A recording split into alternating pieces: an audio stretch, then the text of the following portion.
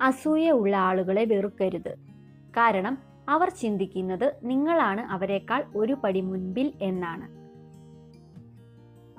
പ്രതികാരത്തിനായി സമയം ചെലവഴിക്കരുത്.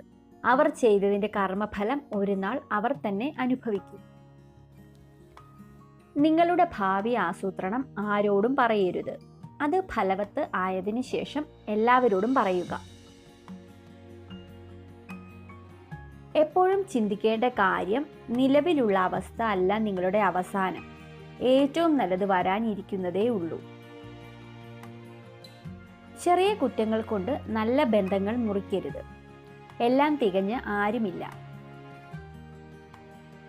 മറ്റുള്ളവർ എങ്ങനെയാകാൻ നിങ്ങൾ ആഗ്രഹിക്കുന്നുവോ അത് നിങ്ങൾക്കും തിരിച്ചു ലഭിക്കും.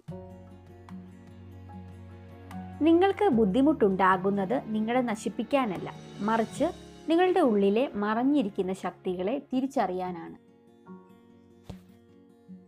സ്ത്രീകൾ അവർക്ക് ആകർഷണം തോന്നുന്ന പുരുഷനെ നോക്കി ചിരിക്കുന്നു. എന്നാൽ പുരുഷന്മാർ തങ്ങളെ നോക്കി ചിരിക്കുന്ന സ്ത്രീകളിൽ ആകൃഷ്ടരാകുന്നു. ജീവിതം വളരുകയും ചെറുതാകുകയും ചെയ്യുന്നത് ഓരോരുത്തരുടെയും ധൈര്യവും ആത്മവിശ്വാസവും അനുസരിച്ചാണ്. മറ്റുള്ളവരുടെ തെറ്റുകളിൽ നിന്നാണ് പഠിക്കേണ്ടത്. കാരണം നിങ്ങൾക്ക് നിങ്ങളുടെ ജീവിതത്തിൽ അതെല്ലാം സ്വയം ചെയ്യാൻ കഴിയുകയില്ല. എല്ലാ സൗഹൃദത്തിന് പിന്നിലും ഒരു ചെറിയ സ്വാർത്ഥ താല്പര്യം ഉണ്ടാകും. ഇത് കയ്പുള്ള ഒരു സത്യമാണ്. സ്വർണത്തിന് സുഗന്ധവും കരിമ്പിൽ ഫലവും ചന്ദനത്തിൽ പൂവും ഉണ്ടാകുന്നില്ല.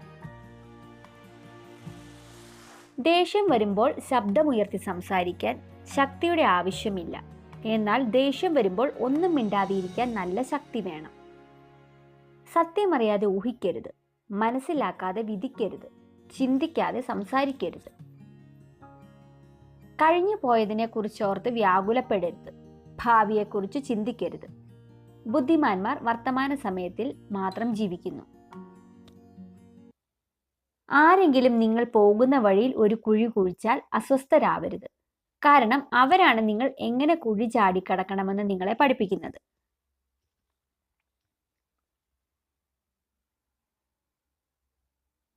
നമുക്ക് ഏറ്റവും അറിയാവുന്ന ഒരാളിൽ പോലും നമുക്ക് ഒട്ടും അറിയാത്ത മറ്റൊരു മുഖം എപ്പോഴും ഒളിഞ്ഞിരിപ്പുണ്ടാകും.